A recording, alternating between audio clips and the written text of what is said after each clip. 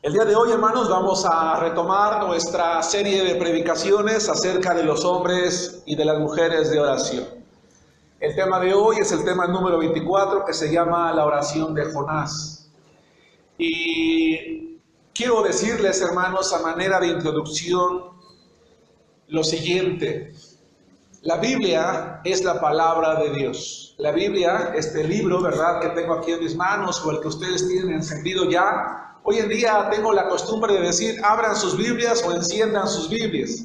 Yo creo que va a llegar el día, hermanos, en que ya nadie va a cargar Biblia, y no porque no querramos, sino porque la realidad es que tiende a desaparecer, los libros tienden a desaparecer. Pero sea que la podamos abrir físicamente o que la tengamos que encender electrónicamente, la Biblia, hermanos, es la palabra de Dios. Y al ser la palabra de Dios, la Biblia dice, ¿verdad?, registrando el profeta Isaías las palabras de Jehová, y el Nuevo Testamento registrando las palabras de Jesucristo, que ellas permanecen para siempre. Nuestros adolescentes, especialmente más que niños, los adolescentes van a entrar a la escuela ya, especialmente la secundaria, pero no tanto la secundaria, sino la preparatoria y la universidad, y van a entrar a un momento en el que pues van a tener que confrontar algunas ideas, algunos pensamientos. Van a tener que empezar a confrontar su fe, a tener que escuchar a los maestros que dicen que ya la fe es algo que está pasado de moda y que la Biblia entre ellos es algo que ya no debería de tomarse en cuenta. Sin embargo, cuando estaba estudiando, hermanos, el libro de Jonás, especialmente la predicación de hoy, hace 3 semanas que elaboré esta predicación, hermanos, pensaba en esto, y es algo que pensaba de nuevo en la mañana que hacía un repaso.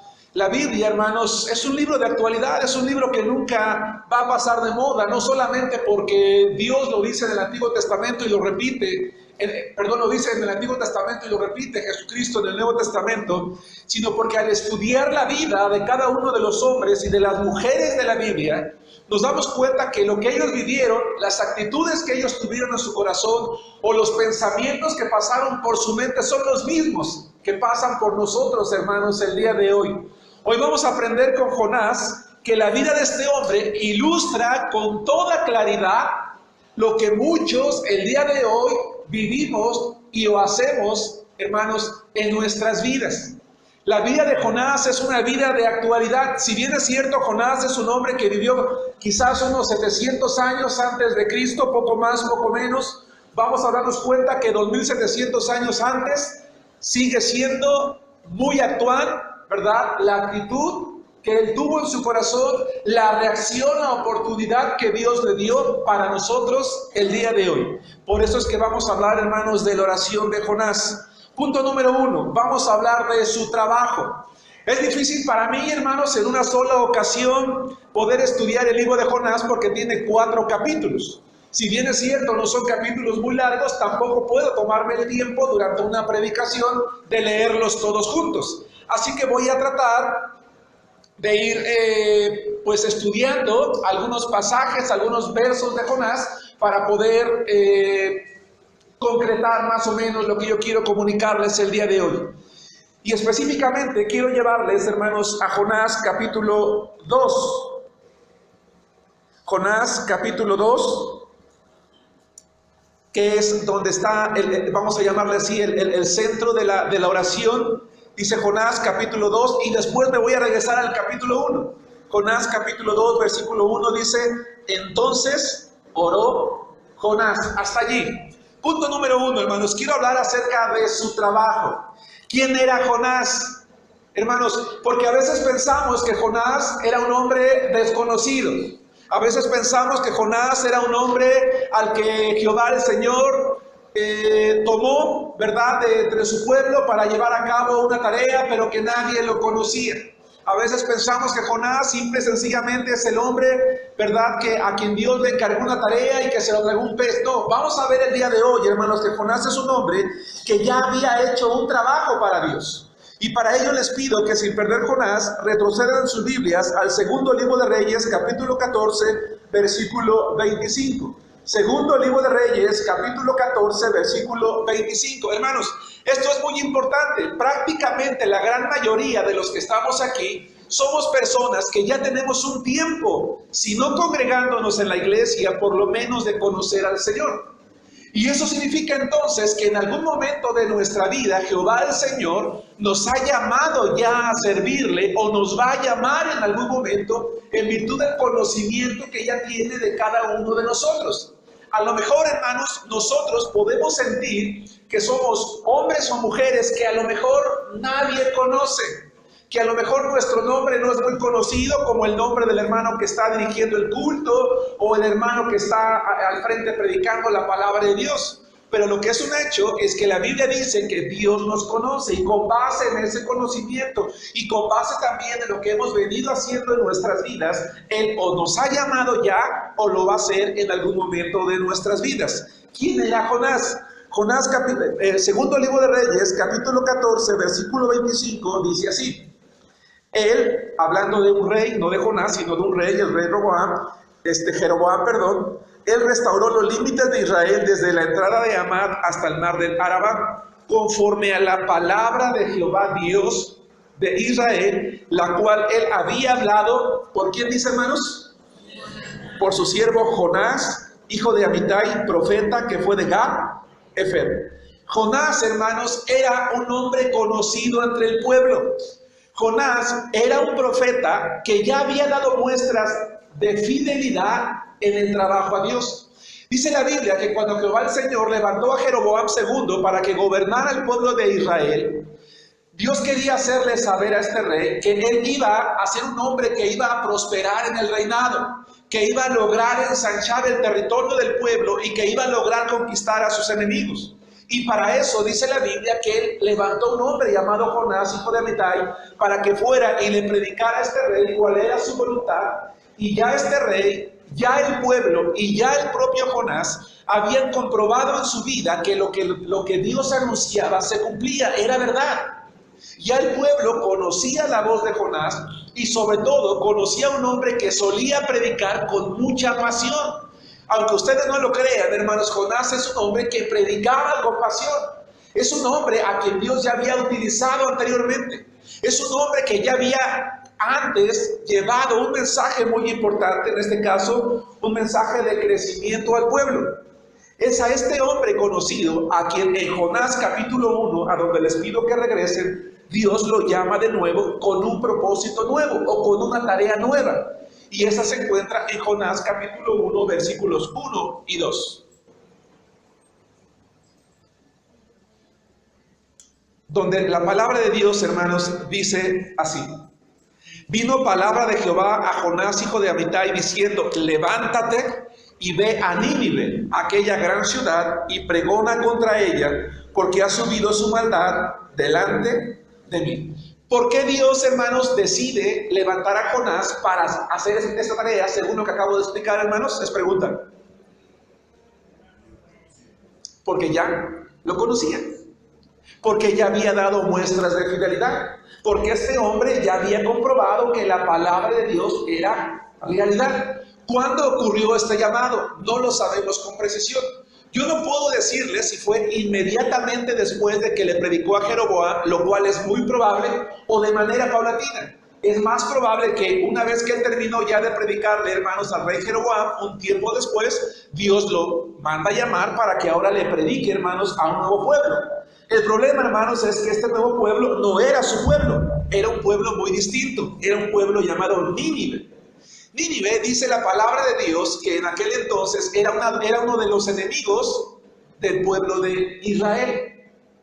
Y Dios quiere que uno de sus profetas vaya y le predique a un pueblo gentil, a un pueblo extranjero, que Dios está presto o está alistándose para castigar la maldad de ese pueblo. El libro de Jonás, hermanos, es un libro muy interesante. No quiero desviarme de la intención de la predicación, pero quiero decirles, hermanos, que el libro de Jonás es una muestra muy palpable en el Antiguo Testamento de cómo a Dios no solamente le interesaba el pueblo de Israel, a Dios en realidad le interesaban todos los pueblos de toda la tierra. Él quería que todos los pueblos de toda la tierra supieran que Él era Dios, que Él estaba viendo la vida de cada individuo sobre la tierra y conociendo sus obras, conociendo sus hechos, y que la vida de cada persona en algún momento iba a ser juzgada por Él. En este caso, hermanos, este pueblo de Nínive tenía ya tiempo gobernando en aquel entonces. Ya habían logrado dominar a muchos países. Ya habían logrado someter a muchas naciones. El problema es que los ninivitas, hermanos, tenían guerreros que eran muy crueles. Cuando ellos llegaban y conquistaban un país, hermanos, ya en alguna ocasión lo mencioné, pero para quien no lo haya escuchado, lo voy a mencionar de nuevo.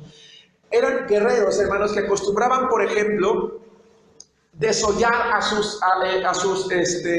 los ejércitos rivales, es decir, les arrancaban la piel, o los destazaban, o los quemaban vivos y los amontonaban, hermanos, para que el pueblo o los demás pueblos supieran cómo los habían maltratado y de esa manera aprendieran, hermanos, a tenerles temor. Y que supieran que cuando ellos estaban avanzando para conquistar otro pueblo, ya con los antecedentes que se habían sabido de ellos, entonces los pueblos de alrededor empezaran, hermanos, a tomar o a tener temor. Entre estos pueblos estaba el pueblo de Israel, a quien en alguna ocasión ya habían atacado. Y entonces, hermanos, es muy probable que cuando Jonás se entera de que Dios ya ha determinado castigar al pueblo de Nínive, insisto, es muy probable, no me consta, no puedo decir que así sea, pero es muy probable que a Jonás le haya dado gusto. ¿Por qué? Porque Dios se estaba disponiendo a castigar a un cruel enemigo. Y Dios estaba determinando que Él fuera el hombre que se encargara de llevarles ese mensaje. Punto número 2. Vamos a hablar de su rebeldía. Jonás, capítulo 1, versículos 3 al 6, 9 y 14 al 17. Los voy a ir refiriendo. Primero que nada, estamos en Jonás, capítulo 1, versículos 3 al 6. Y Jonás, ¿qué hace Jonás cuando Dios lo llama? Y Jonás se levantó para huir de la presencia de Jehová a Tarsis, es España, lo que hoy se conoce como España, y descendió a Jope, y halló una nave que partía para Tarsis, y pagando su pasaje, entró en ella para irse con ellos a Tarsis, lejos de la presencia de Jehová. Pero Jehová hizo levantar un gran viento en el mar, y hubo en el mar una tempestad tan grande que se pensó que se partiría la nave. Y los marineros tuvieron miedo, y cada uno clamaba a su Dios, y echaron al mar los enseres que había en la nave, para descargarla de ellos. Pero Jonás había bajado al interior de la nave, y se había echado a dormir. Y el patrón de la nave se le acercó y le dijo: ¿qué tienes, dormilón? Levántate y clama a tu Dios. Quizá Él tendrá compasión de nosotros, y no pereceremos. Versículo 9. Y él le respondió: soy hebreo, y temo a Jehová, Dios de los cielos, que hizo el mar y la tierra. Hermanos, al parecer, decía yo hace rato, que Jonás considera como una buena noticia el que Dios hubiera determinado ya actuar para destruir a aquellos terribles enemigos. Sin embargo, cuando Jonás se pone a pensar en que Dios le está pidiendo que vaya y les predique, él piensa una cosa: yo conozco quién es Dios y sé cómo es Él. Aunque Él me está mandando a que yo le anuncie a este pueblo que Dios está disponiendo a castigarlos por los pecados que han cometido a través de la historia, es muy probable que si yo voy y les predico, ellos se arrepientan. Pero ellos merecen ese castigo. Y entonces Jonás, hermanos, toma una decisión propia. Para evitar que Dios cambie de opinión, una vez que Él vaya y les predique, no sea que se vayan a arrepentir, dice la palabra de Dios que entonces Jonás, en lugar de ir en dirección a Nínive para predicarles la voluntad de Dios, él compra un boleto que en aquel entonces no era nada barato, en realidad era muy caro, para que un barco lo lleve en sentido totalmente contrario a Tarsis, es decir, a lo que hoy se conoce como España. Hermanos, ¿qué está pasando en la mente de este profeta? En la mente de este profeta está pasando el siguiente pensamiento: voy a huir de Dios. Él quiere que yo vaya y le predique a este pueblo, pero yo no voy a ir. Y para yo no tener que estar allá, yo voy a huir de Dios y me voy a ir lo más lejos que yo pueda, para que quizás estando lejos a Dios se le olvide la tarea que Él me ha mandado a hacer. Y dice la palabra de Dios, ¿verdad?, que entonces él toma de su propio dinero, que insisto, en aquel entonces no era barato, y compra un boleto para irse lo más lejos que puede. Cuando finalmente Jonás, hermanos, está en el barco, en virtud de que él no tenía como propósito disfrutar del viaje, desciende a la parte más baja y dice la palabra de Dios que se echa a dormir, pensando que no solamente se alejaría de la presencia de Dios, sino creyendo que quizás Dios se iba a olvidar en algún momento dado de la tarea cuando ya no lo encontrara. Hermanos, quiero decirles lo siguiente. Hoy en día, en la iglesia, en las iglesias cristianas, habemos muchas personas como Jonás. Habemos muchos creyentes que estamos huyendo de la presencia de Dios. A muchos varones en la iglesia, Dios quizás nos ha llamado como pastores. Tenemos la preparación, tenemos el conocimiento, amamos quizás la obra de Dios y sabemos que Dios nos ha llamado. Y en lugar de levantarnos y prepararnos para ello, estamos haciendo cosas que no tienen nada que ver con la voluntad de Dios. Algunos nos ha llamado como misioneros, algunos como predicadores, algunos incluso como líderes de algún ministerio. Me llamó la atención hace rato el hermano Lloyd, pidió que oráramos para que los ministerios se renovaran, para que se levantaran de nuevo. Y algunos hombres y mujeres, hermanos de la iglesia, hemos sido llamados para eso. Hemos sido llamados a predicar, hemos sido llamados a evangelizar, hemos sido llamados a servir. Pero lejos de ir a donde Dios quiere que estemos, hermanos, hemos comprado un boleto en el mundo y estamos huyendo de Dios. Los recursos que Jonás invirtió, hermanos, en comprar ese boleto son los recursos que él debió de haber invertido para dirigirse, hermanos, para recorrer los 800 kilómetros que tenían que recorrer hasta llegar a Nínive, si iba por una ruta directa, o los 1300 kilómetros que tenían que recorrer por la ruta de las caravanas, hermanos, que le iba a implicar un gasto para poder ir a hacer la voluntad de Dios, pero no lo hacía, no lo hacía. Hermanos, ¿en qué estamos invirtiendo nosotros nuestros recursos? Nuestra fuerza, nuestro conocimiento, nuestras capacidades físicas, intelectuales, nuestro dinero. Yo decía hace rato, hermanos, en la introducción de la predicación, que si ustedes y yo tenemos un tiempo en la iglesia, a todos nosotros Dios nos ha llamado a una cosa, nos ha llamado a servir. Pero en lugar de invertir, hermanos, nuestro dinero para servir, estamos invirtiendo nuestro dinero, hermanos, o nuestras fuerzas desgastándonos en los trabajos.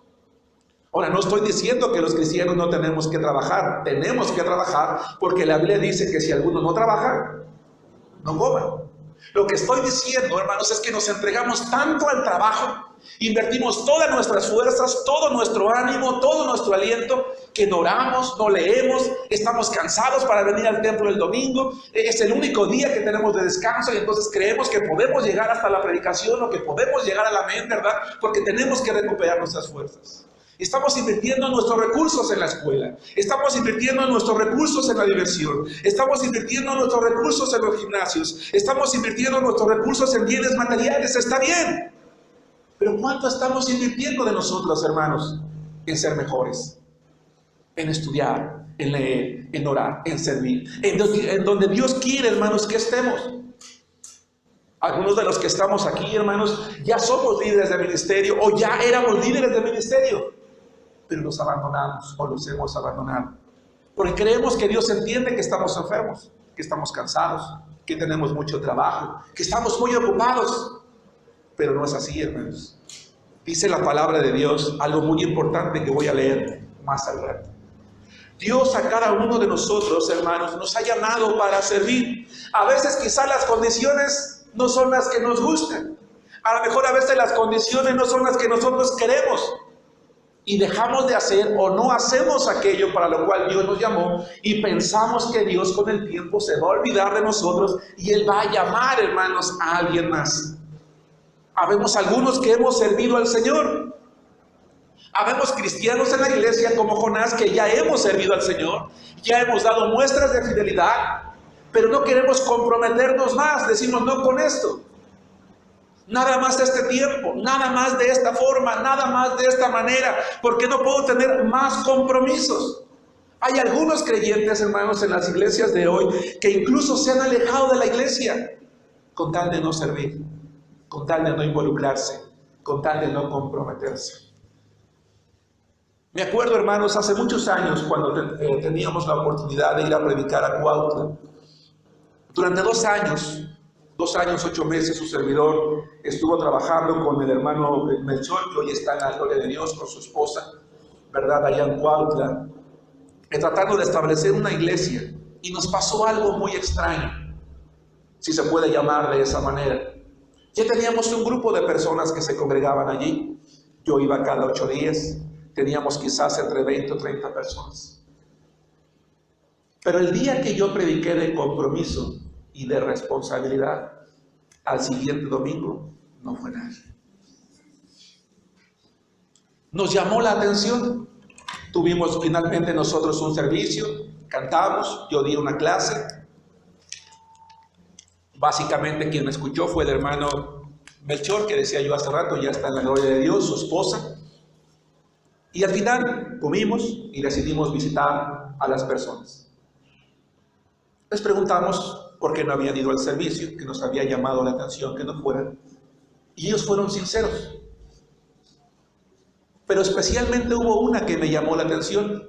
Era una dama que cuando supo que nosotros íbamos a abrir una iglesia allí en el domicilio del hermano Melchor, decidió reunirse con nosotros porque ella decía que ya era cristiana. Ah, ok, está bien. La recibimos con mucho gusto.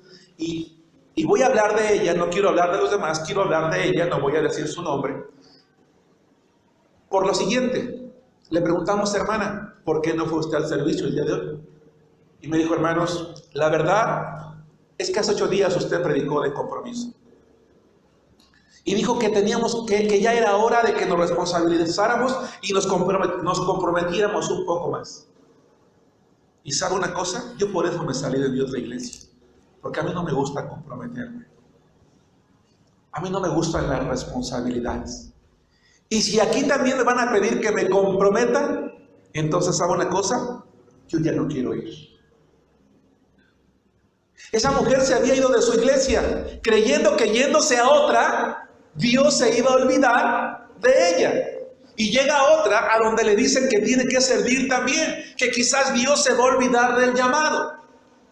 Y ese es el problema, hermanos. Algunos de nosotros nos apartamos de la iglesia, ¿verdad? Y decimos, bueno, para que ya no me estén diciendo, entonces me involucro más en mi trabajo, me involucro más en los estudios, me involucro más en el negocio, empiezo a faltar en la iglesia para que ya cuando vean que yo ya casi no voy, ya casi no falto, pues yo ya sé que a los que casi no van, a los que faltan mucho, que van cuando quieren, pues ellos no los invitan a servir, ¿verdad? ¿Por qué? Porque el servir es un privilegio y pues entonces así quizás a Dios se le olvida, ¿verdad? Y entonces ya no hago nada. Pero ¿saben ustedes? La palabra de Dios dice en Romanos, no lo busquen, capítulo 11, versículo 29, irrevocables son los dones y el llamamiento de Dios. Es decir, que cuando Dios llama, ¿quién puede deshacer ese llamado, hermanos? Nadie. Nadie puede deshacer ese llamado. Cuando Dios nos llama a cada uno de nosotros a comprometernos más con Dios, ¿puedo yo decir no? Sí puedo hacerlo, porque Jonás de hecho lo hizo. ¿Sí se dan cuenta? Sin embargo, no es lo correcto. La palabra de Dios dice que una vez que Dios nos llama a cada uno de nosotros, sea el compromiso, a la fidelidad, al trabajo, al ministerio, a cualquier hora, a cualquier cosa, es algo irrevocable, es algo que en algún momento dado Él nos va a pedir cuentas cuando estemos en el cielo con Dios. A lo mejor, hermano varón, tú sabes que Dios te llamó a ti, a lo mejor eres líder de algún ministerio, decía yo hace rato, y lo has abandonado. Es hora de retomar, porque es tu llamado. Dios te va a pedir cuentas de eso. O renuncia públicamente, como aceptaste el llamado. Pero tienes que decir algo. Porque si no, dice la palabra de Dios, que Dios va a hacer con nosotros lo que vamos a ver el día de hoy que hizo con Jonás. Hermanos, Pablo le recordó a los romanos algo. El llamamiento de Dios es irrevocable. Pero a Jonás se lo recordó el propio Dios. Porque dice la palabra del Señor que una vez que Jonás está en el barco, Dios utiliza, y quiero subrayar esto, Dios utiliza el viento, utiliza la tempestad y utiliza el mar para llamar la atención de su siervo, quien creía que estaba huyendo de su presencia, y para confrontarlo y hacerle entender que no había lugar donde él se pudiera ocultar. Dice la Biblia que la tormenta se levanta muy fuerte, el aire está muy fuerte, las olas están muy fuertes, hermanos.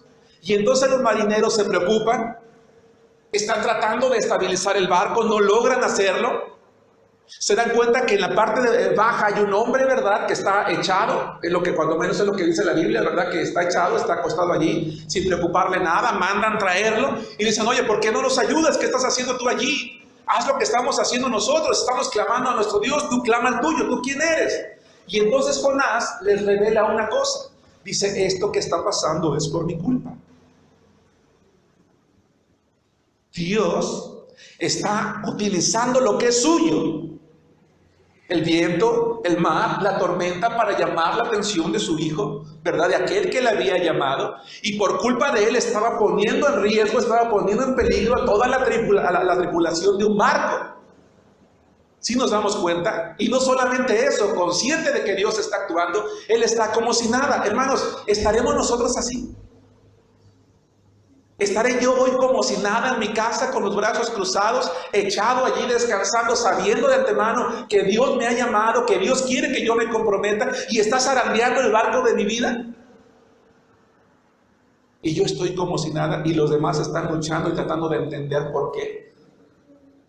¿Por qué mis hijos se están haciendo rebeldes? ¿Por qué mi familia se está desintegrando? ¿Por qué el negocio quizás no marcha bien? ¿Será que Dios está usando lo suyo para hacerme entender: oye, Germán, ¿a dónde vas? Yo te mandé a hacer una tarea, ¿qué esperas para hacerla? Hermano, hermana, ¿en qué estamos invirtiendo nuestra vida? ¿Saben qué es paradójico? Cuando los marineros confrontaron a Jonás, Jonás respondió lo siguiente: soy hebreo y temo a Jehová, Dios de los cielos, que hizo el mar y la tierra. Hermanos, ¿Jonás temía a Jehová? No, por supuesto que no, porque una persona que teme a Dios hace la voluntad de Dios. Una persona que teme a Dios hace la voluntad de Dios. La mayoría de personas, la mayoría de cristianos de las iglesias, que no nos comprometemos o que nos alejamos incluso de la iglesia, andamos por el mundo. Y cuando alguien nos pregunta: ¿cuál es tu religión? Cristiana. No tenemos ningún problema en decir que somos cristianos. Pero ¿sabes quién es realmente un cristiano? Un cristiano es aquel, primero que nada, ha recibido a Cristo en su corazón como un salvador personal. Pero una vez que lo ha hecho, es aquel que obedece sus mandamientos. Y 3, es aquel que está donde debe de estar. Es decir, sirviéndolo a Él y haciendo su voluntad, predicando su nombre.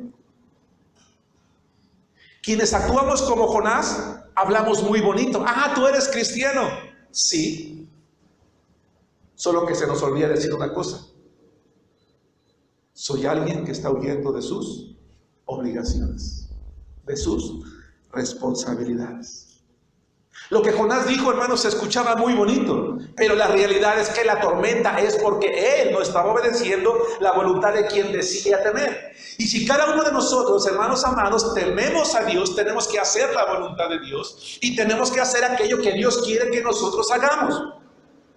Y por increíble que parezca, dice la palabra de Dios que una vez que Jonás les confiesa, hermanos, a los marineros que por su culpa, ¿verdad?, se ha levantado esta gran tormenta, y que sin embargo que si lo toman a él y lo arrojan al agua, las cosas se van a calmar, los marineros creyeron. Dice la palabra de Dios que ellos hicieron algo, hermanos, con humildad, oraron a Dios. Dice el versículo 14, por favor, estamos en Jonás capítulo 1, versículo 14. Entonces clamaron a Jehová y dijeron: te rogamos ahora, Jehová, que no perezcamos nosotros por la vida de este hombre, ni pongas sobre nosotros la sangre inocente, porque tú, Jehová, has hecho como has querido. Mejor unos inconversos están reconociendo la voluntad de Dios, ¿se dan cuenta? 15. Y tomaron a Jonás y lo echaron al mar, y el mar se aquietó de su furor. Y temieron aquellos hombres a Jehová con gran temor, y ofrecieron sacrificio a Jehová e hicieron votos. Pero Jehová tenía preparado un gran pez que tragase a Jonás, y estuvo Jonás en el vientre del pez 3 días y 3 noches. Hermanos, quiero decirles lo siguiente: lo que nosotros acabamos de leer muestra algo, muestra con claridad cuál es la voluntad de Dios. La voluntad de Dios es que cada persona en cada parte del mundo le conozca, vea sus obras, sea testigo de sus maravillas. Y una vez haciéndolo, teman su nombre y se comprometan con él para que su nombre sea conocido, hermanos, en todas las naciones y todo el mundo venga al conocimiento de la verdad. Es decir, aún en ese momento de rebeldía, Jonás reconoce una cosa, que está huyendo de la presencia de Dios. Dios demuestra que efectivamente está detrás de la tormenta, y una vez que estos hombres claman, que arrojan a Jonás, hermanos, al mar, la tormenta se controla, se calma completamente, y entonces los marineros hacen una cosa: no solamente oraron a Dios, sino que temieron a Dios, y dice la palabra del Señor que hicieron votos. ¿Qué significa eso? No quiero decir algo que la Biblia no dice, pero en el contexto, ¿verdad?, que nosotros estamos estudiando, esa tercera cosa implicaría que estos hombres le dijeron a Dios lo siguiente: hemos comprobado que tú eres Dios, y entonces nosotros a partir de hoy te vamos a adorar, porque vemos que tú eres un Dios vivo. La voluntad de Dios, hermanos, es la salvación del mundo. Y cada uno de nosotros podemos ser instrumentos de Dios, e incluso a veces en momentos de rebeldía, para que otros conozcan, hermanos, las misericordias de Dios. Pero definitivamente no es la forma en la que Dios quiere usarnos. El punto es: ¿pudo realmente Jonás huir de la presencia de Dios? No. Nosotros no podemos huir realmente de la presencia de Dios. Y si en algún momento, hermanos, estamos pretendiendo hacerlo, en algún momento Dios entonces va a tomar la decisión de ir hasta donde estamos por cada uno de nosotros. 3. Su disciplina. Jonás, capítulo 2, versículos 1 al 9. Entonces oró Jonás, es la parte que leímos hace rato, y entonces ya entendemos por qué oró Jonás. ¿Sí se dan cuenta? Entonces ya sé qué le llevó a orar a Jonás. Entonces oró Jonás a Jehová su Dios desde el vientre del pez, y dijo: invoqué en mi angustia a Jehová, y él me oyó. Desde el seno del Señor clamé, y mi voz oíste. Me echaste a lo profundo en medio de los mares, y me rodeó la corriente. Todas tus ondas y tus olas pasaron sobre mí. Entonces dije: desechado soy de delante de tus ojos, mas aún veré tu santo templo. Las aguas me rodearon hasta el alma, rodeóme el abismo, el alga se enredó a mi cabeza. Descendí a los cimientos de los montes, la tierra echó sus cerrojos sobre mí para siempre. Mas tú sacaste mi vida de la sepultura, oh Jehová, Dios mío. Cuando mi alma desfallecía en mí, me acordé de Jehová, y mi oración llegó hasta ti en tu santo templo. Los que siguen vanidades ilusorias su misericordia abandonan. Mas yo con voz de alabanza te ofreceré sacrificios, pagaré lo que prometí, la salvación es de Jehová. Hermanos, lo que le pasó a Jonás es algo único, es algo irrepetible, es algo que no ha vuelto a suceder, hermanos, en la historia humana, es algo real. El evento, hermanos, en la vida de Jonás es algo que se ha puesto en tela de juicio a través de la historia, especialmente por los críticos de la Biblia, quien dicen que qué probabilidad hay realmente, ¿verdad?, de que Jonás, al ser echado al mar, un pez que no sabemos qué tipo de pez haya sido, la Biblia simplemente dice un gran pez, se lo haya tragado y haya permanecido con vida. Sin embargo, la palabra de Dios, hermanos, nos enseña que en la tierra hubo alguien quien tenía la facultad y la autoridad para desmentir la historia de Jonás o para validarla, y ese fue el Señor Jesucristo. Dice la palabra de Dios, hermanos, en el Nuevo Testamento, que fue el propio Jesucristo quien no solamente le dio validez a la veracidad de la historia en la vida de Jonás, en el sentido de que se lo tragó un pez, sino que es algo tan importante que lo que vivió Jonás se convirtió en un tipo de lo que Jesucristo viviría por circunstancias diferentes y en situaciones diferentes un día. Dice el Evangelio de Mateo, escuchen, Mateo capítulo 12, versículos 39 y 40. Él respondió y les dijo: la generación mala y adúltera demanda señal, pero señal no les será dada sino la señal del profeta Jonás. Porque como estuvo Jonás en el vientre del gran pez 3 días y 3 noches, así estará el Hijo del Hombre en el corazón de la tierra 3 días y 3 noches. Es decir, no solamente validando la realidad del gran pez, sino la realidad del tiempo que Jonás pasó, hermanos, en el vientre de ese animal. Regresemos entonces, hermanos, a la historia de Jonás. Hermanos, Dios llama a Jonás y le dice, levántate, ve a Nínive y predícales, ¿verdad?, que yo estoy listo ya para castigarles por su pecado. ¿Qué tenía que haber hecho, hermanos, Jonás? Pregunto. Obedecer. ¿Por qué? Porque era un mandato de Dios. Jonás estaba obligado a obedecer a Dios, como cada uno de los hijos de Dios, como cada uno de aquellos que hemos creído en Cristo, estamos obligados delante de Dios, hermanos, a servirle. ¿Cuántas veces no nos han dicho, hermanos, nosotros no servimos al pastor, no le servimos a los hermanos, le servimos a Cristo porque estamos obligados a servirle? Ahora, para aquellas personas que nos visiten el día de hoy, cuando hablamos de obligación, no estoy diciendo que una persona que no cumple es maltratada o es humillada, no. Los que hemos recibido a Cristo entendemos, ¿verdad?, que somos llamados no solamente a ser parte de un cuerpo, sino que como parte de ese cuerpo, que ese cuerpo funcione, y que para ello Dios me ha dotado de dones y de talentos para que con base en ellos la iglesia crezca y madure hasta ser un mejor cuerpo de Cristo, ¿sí me explico? Y eso, hermanos, es una responsabilidad, es una obligación. Jonás evade la responsabilidad, es realmente tragado por un gran pez, y dice la Biblia que en ese incómodo lugar, en ese maloliente lugar, Jonás empezó a entrar en razón. Porque yo les pregunto, ¿acaso creen ustedes que había un sofá y una televisión en el vientre del gran pez, hermanos? No. ¿Acaso creen ustedes que olía muy rico allá adentro? Olía a pescado. En ese maloliente, en ese incómodo lugar, Jonás pasó de la admiración a la confusión y al temor. Porque se dio cuenta que ese pez lo había engullido.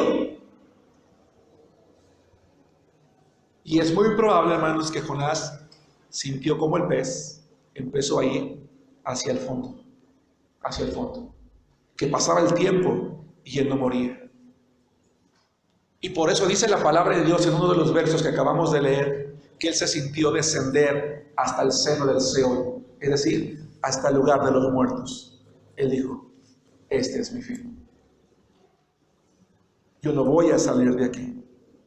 Pero dice la palabra de Dios que en ese incómodo y maloliente lugar, Jonás reaccionó con verdadero temor a Dios e hizo una oración. Y la oración la hizo, hermanos, dice la palabra del Señor, cuando su alma desfallecía.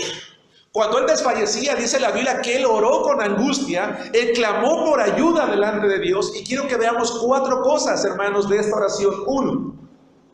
Uno, cualquier lugar es adecuado para orar ante Dios.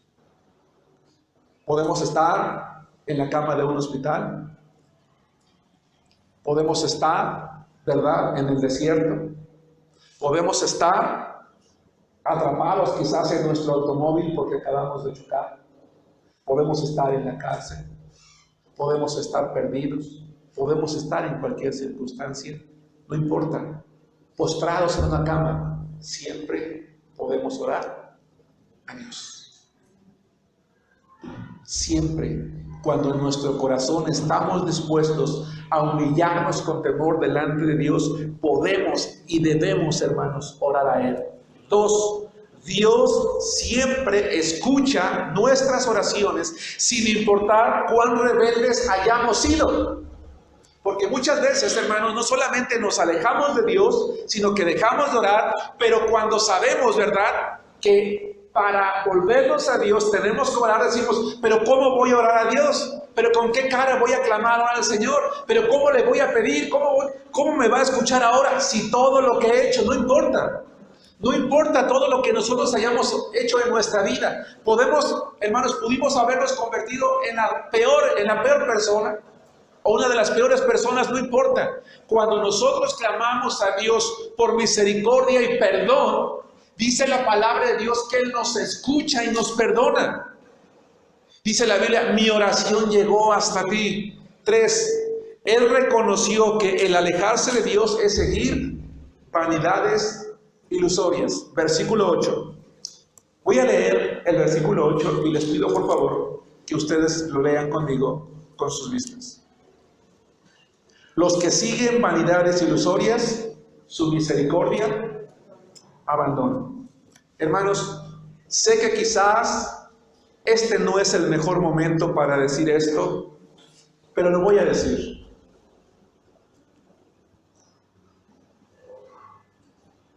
Sé que faltan varios adolescentes y varios jóvenes, algunos incluso se bajaron, quiero pensar que van a prepararse para las ventas y algunos están, gracias a Dios, trabajando y sirviendo allá abajo. Pero aquí hay varios adolescentes y jóvenes. Dice el versículo 8 lo siguiente: los que siguen vanidades ilusorias, su misericordia abandonan. Quiero primero que nada motivar a los padres de familia, hermanos, a que motiven a sus hijos a bajar a las clases de escuela dominical. Aquellos hermanos que llegan tarde, cuando ustedes llegan, sus niños entran a un salón de clases donde la clase ya se dio. ¿Sí me explico? Es decir, para el niño, la estancia en el templo no es muy productiva, porque nosotros venimos a escuchar la palabra de Dios. Y si tú llegas tarde, llegas cuando la clase ya se dio. Y te voy a decir una cosa: sí, los maestros se esfuerzan en repasar con el niño, con el tuyo, pero no es la misma intención que cuando se imparte una clase. Por eso es importante que lleguemos temprano. Pero los que tienen adolescentes y jóvenes, hermanos, con tristeza he visto cómo muchos no bajan. Bajen a sus hijos. ¿Saben por qué? Porque en la medida que no bajan, se están aislando más de la iglesia. Aquellos jóvenes entre la iglesia que están aquí y que no bajan a clases, les voy a decir una cosa, chicos, y no soy profeta: en unos años ustedes ya no van a estar aquí en la iglesia. Ya no van a estar aquí.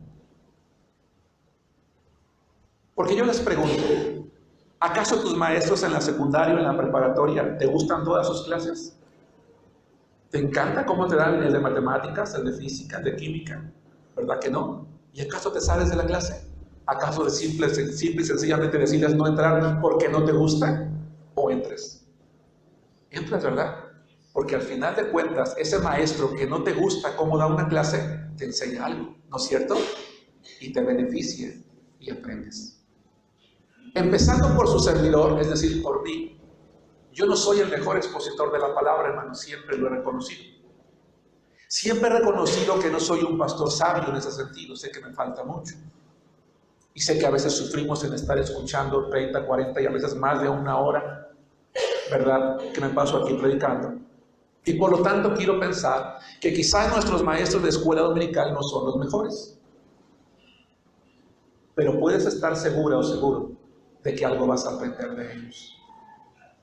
Porque si tú hoy te propones rechazar la enseñanza de un simple maestro, te voy a decir una cosa: el que te quedes en la capilla no te hace mejor, simplemente te hace rebelde. Porque en la iglesia hay reglas, y las reglas son: hay clases de escuela dominical que hay que atender.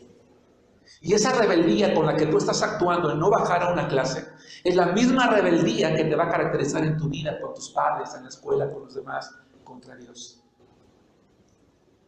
Yo también fui joven. Y a veces la juventud nos lleva a creer que somos mejores. Yo decía hace rato, hermanos, en la escuela dominical, que animemos a nuestros niños. Es que no me gusta esa maestra porque me gustaba más el otro, pero te va a gustar después. Aprende. Al final de cuentas todos estamos aquí haciendo eso, aprendiendo, ¿sí me explico? Porque si no, entonces, ahora que estás aprendiendo, ¿verdad?, a menospreciar la enseñanza en un maestro o una maestra, te va a dar, al rato vas a al rato vas a menospreciar la enseñanza en sí, es decir, la Biblia. Porque sinceramente la gran mayoría de los que se quedan tampoco está con la mejor actitud aquí. Y eso es lo que me preocupa. Papás, trabajen con sus hijos, trabajemos con nuestros hijos, porque al rato lo que van a seguir es el conocimiento de la escuela, las vanidades ilusorias. Los que siguen vanidades ilusorias, dice la Biblia, abandonan la misericordia de Dios. Y Jonás tuvo que vivir en carne propia el que Dios mismo fuera por él y tuviera que usar algo inimaginable como un pez. Y a muchos de nosotros, y yo me cuento entre ellos, hermanos, Dios ha tenido que ir por nosotros para traernos a veces jalándole un oído, para hacernos entender que el camino que llevamos en la vida, ya sea un camino de maldad, un camino de rebeldía o un camino de lo que ustedes quieran, hermanos, para traernos de vuelta y hacernos decir, ¿dónde estás? ¿A dónde vas? Hermanos, no huyamos de Dios. Oremos a Él. Y si ya lo estamos haciendo, clamemos a Dios porque Él escucha la oración. 4, se comprometió nuevamente con Dios. Pero esa palabra comprometerse, quiero que la pongan entre comillas. Y para aquellos hermanos, ¿verdad?, que han estudiado español, saben que cuando algo se pone entre comillas, se quieren resaltar varias cosas. En este caso, es un compromiso no real, hipócrita. Porque dice, pagaré lo que prometí. Dios, es que si tú me sacas de este pez, si tú me libras de morir, porque dice la Biblia que él sentía que se ahogaba, que las algas se le enredaban en el cuello. ¿Ustedes se pueden imaginar esa sensación de ansiedad, hermanos? ¿Alguien aquí padece claustrofobia? Fueron 3 días, hermanos. 3 días los que estuvo allí, desesperado, preocupado, oscuro, preguntándose qué va a pasar. Y entonces le dice a Dios, Señor, si tú me sacas de aquí, entonces yo voy a hacer lo que tú me dijiste. Tú querías que yo me levantara, que fuera Nínive, que predicara, porque déjame decirles una cosa. Cuando Jehová el Señor le dice, levántate y ve a Nínive y predica, en hebreo la palabra predica es ve y hazlo con pasión, hazlo con fervor, hazlo con entrega. Yo invito a los hermanos a quienes he estado invitando a ser maestros de escuela dominical, a que lo hagamos con pasión. Yo decía hace rato, no somos los mejores, pero tenemos que orar para hacerlo. Tenemos que poner nuestro corazón. No me estoy refiriendo a grita, no. Estoy diciendo, Señor, dame sabiduría para que tu palabra que se predica llegue al corazón de los hermanos y nos mueva a la acción, nos lleve al movimiento. Y cuando Dios le dice a Jonás, quiero que vayas y predique, dice, quiero que vayas y con lo mejor de ti, de la manera que lo puedes hacer, ¿verdad? Esfuérzate y predícales porque quiero que sepan que yo soy Dios también de ellos. Y entonces Jonás dice, Señor, si tú me sacas de aquí, yo voy a ir y voy a hacer lo que tú dijiste. 4, su nueva oportunidad. Capítulo 2, versículo 10, 3, 2, 5 y 10. Y capítulo 4 también. Les voy a ir llevando de la mano. Jonás, capítulo 2, versículo 10. Y mandó Jehová al pez y vomitó a Jonás en tierra. 3, 1 y 2. Vino palabra de Jehová por segunda vez a Jonás diciendo, levántate y ve a Nínive, aquella gran ciudad, y proclama con pasión en ella el mensaje que yo te diré. Versículo 5. Y los hombres de Nínive creyeron a Dios y proclamaron ayuno. Y se vistieron de cilicio desde el mayor hasta el menor de ellos. 10. Y vio Dios lo que hicieron, que se convirtieron de su mal camino, y se arrepintió del mal que había dicho que les haría, y no lo hizo. Capítulo 4, versículo 1. Pero Jonás se apesadumbró en extremo, se enojó, se lamentó, sintió que algo hervía dentro de sí, y se enojó. Y oró a Jehová y dijo, ahora, oh Jehová, ¿no es esto lo que yo decía estando aún en mi tierra? Por eso me apresuré a huir a Tarsis, porque sabía yo que tú eres Dios clemente y piadoso, tardo en enojarte y de grande misericordia, y que te arrepientes del mal. Hermanos, ¿cómo fue el perdón y la restauración de Jonás? ¿Cuánto tiempo pasó? Hermanos, fue de inmediata. Fue inmediata. Eso es lo maravilloso de Dios. No importa cuán pecadores o cuán rebeldes hayamos sido, cuando nosotros clamamos a Dios por perdón y misericordia, esa nos es dada de manera inmediata. Y no solamente eso, dice la palabra de Dios que tan pronto Jonás, hermanos, estuvo ya en la playa, vamos a llamarla así, a la orilla del mar. ¿Qué es lo que hace Dios con él? Ajá, ¿verdad? Ahora sí. Estabas allí encerradito y entonces con mucho temor vienes y oraste a mí, ¿verdad? Ya ves, para que veas que tú no puedes subir de mí. ¿Le dijo eso? ¿Qué hizo con Jonás?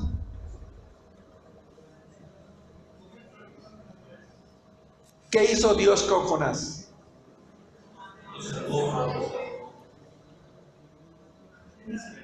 Israel de inmediato le dio de nuevo la oportunidad de hacer lo que tenía que hacer. Qué importante, hermanos, es el libro de Jonás para ti y para mí. ¿Acaso estoy huyendo? ¿Estás huyendo, hermanos? ¿Estamos huyendo como Jonás? Hoy es el día de detenernos, hoy es el día de orar a Dios y hoy es el día de retomar lo que debimos de haber hecho hace tiempo. Hoy es el día de decir, Señor, yo voy a comprometerme contigo, si tú me das la oportunidad lo voy a hacer, pero cuidado, no lo hagamos como Jonás. Dice la palabra de Dios que Jonás aprovecha la oportunidad, se levanta y de inmediato sin pensarlo, dice la Biblia, ahora sí, se fue a Nínive y dice la palabra de Dios que predicó con tal pasión que para asombro de todos, dice la Biblia, que todo el pueblo creyó. El rey, hermanos, convoca oración, convoca ayuno, se arrepienten delante de Jehová el Señor y entonces Dios los perdona. Qué maravilloso, hermanos. Pero esto molestó mucho a Jonás. Jonás, hermanos, había sido quebrantado en gran manera. Y cuando clamó por misericordia, Dios la recibió, se la dio de inmediato.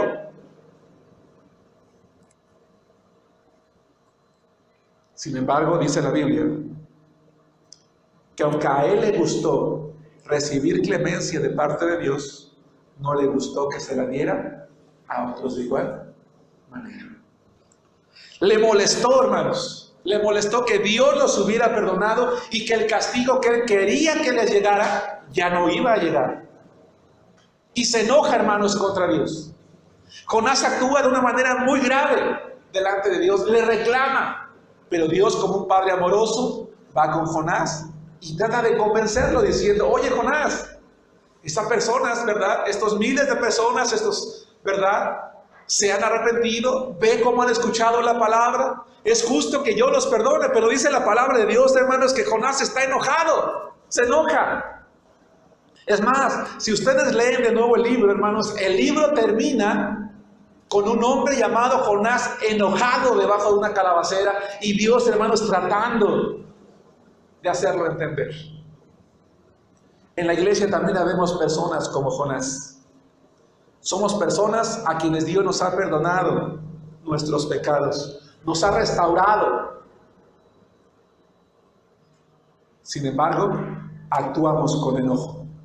Parecía que Jonás había cambiado. Pero cuando iba por las calles de Nínive predicando con pasión, ¿qué iba pensando en su cabeza, hermanos? Que no se arrepienten, que Dios los castigue porque no se lo merecen, que lo hagan. Por eso decía que su conversión había sido hipócrita. Me llamó mucho la atención que en la clase de escuela dominical el hermano Esteban hablara de la hipocresía y me dio un poquito de temor volverlo a mencionar en la predicación. No sé, yo creo que es Dios. La conversión y el compromiso de Jonás fue hipócrita. Porque aunque él terminó haciendo lo que Dios le pidió que hiciera, en su corazón no quería que sus enemigos fueran perdonados. Y en la iglesia, hermanos, podemos haber personas así. Bueno, pues si es lo que quieren, entonces lo voy a hacer. Para que ya no me esté diciendo el pastor, ¿verdad? ¿Por qué no vino y me lo dijo a mí? Tenía que decirlo en la predicación. No, hermano. En realidad es para todos, para mí mismo. Para que total ya no me esté diciendo lo voy a hacer. Hermanos, es el corazón aquí, donde Dios quiere que nosotros hagamos lo que tenemos que hacer. Y lo hagamos con gozo, esperando, hermanos, que haya fruto. No por competencia, sino para que la obra de Dios, hermanos, crezca. Porque si no, vamos a ser cristianos que vamos a estar trabajando en la iglesia, pero con enojo. Y nos va a molestar cuando veamos que alguien en verdad es bendecido, cuando nosotros lo fuimos también. ¿Por qué creen, hermanos, que cuando alguien vuelve a la iglesia y pide perdón, verdad, porque se ha alejado y pide de nuevo su membresía? Yo he enseñado a la iglesia una cosa: cuando alguien venga y pida perdón, vamos a perdonarlo pronto. ¿Para qué le decimos? Tienes que dar primero 1 año de testimonio, 5 años de testimonio para ver si quieres. No, Jonás, Dios no le dijo a Jonás 5 años de testimonio para ver si estás arrepentido y entonces te voy a mandar. No, él pidió perdón, lo perdonó, lo restauró, le dijo: entonces ve y haz lo que tienes que hacer. Porque así como el trabajo físico da vida, el trabajo espiritual fortalece la vida espiritual. ¿Por qué Dios usó a Jonás? Porque Jonás ya había dado muestra de fidelidad. Porque Dios quería que Jonás fuera mejor, creciera más. se ampliaran sus horizontes, se diera cuenta que la misericordia de Dios era para todo el mundo. Así que, hermano, hermana, si a ti y a mí Dios nos está llamando a comprometernos más de lo que ya estamos comprometidos, es porque ya hemos dado muestra de fidelidad y porque quiere que nuestros horizontes se abran, que crezcamos más, que sirvamos más, que conozcamos. Porque sabes una cosa, hermano, hermana, cuando nosotros servimos a Dios y nos comprometemos con cosas más grandes, entonces es más grande el poder de Dios que vamos a ver. Pero Jonás fue tan necio que hizo una oración para reclamarle a Dios. Esa porción de la Biblia vale la pena otra predicación, pero recuerden, solamente estoy haciendo una por cada hombre y mujer. ¿Tú te puedes imaginar a un hombre orando a Dios para reclamarle por ser tan bueno, por ser tan misericordioso? Hermano, ¿alguna vez hemos orado como Jonás? Ojalá que no.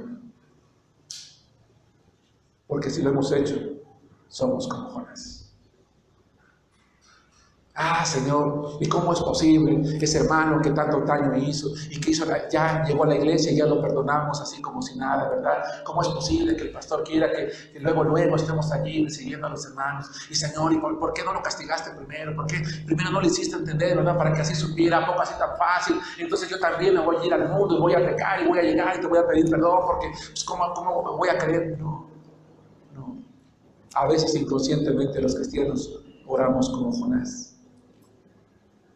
Pero la oración, hermanos, la oración de un cristiano verdadero que teme a Dios es para alabarlo por su misericordia y pedir la misericordia para sus semejantes, para los demás. Porque si algo caracteriza a Dios, Él es grande en misericordia. Pero Jonás no la entendió. El libro termina describiendo a un hombre enojado contra Dios. Hermanos, algunos de los que estamos aquí estamos enojados con Dios. ¿Saben ustedes por qué Dios nos da segundas oportunidades en la vida? Para ser mejores, no para ser peores. Conclusión: nunca se puede huir de la presencia de Dios. Dios, sin embargo, siempre está dispuesto a perdonar a todo aquel que clama a Él por misericordia y perdón.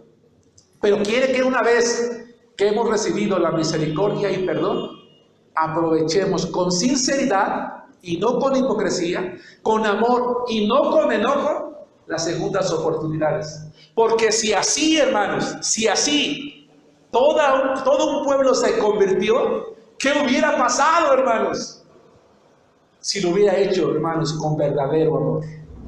Ya no volvemos a saber de Jonás. Quizás eso le hizo perder otra nueva oportunidad. Hermanos, oremos a Dios. Pongámonos a cuentas con Él y evitemos ser como Jonás. Dios los bendiga.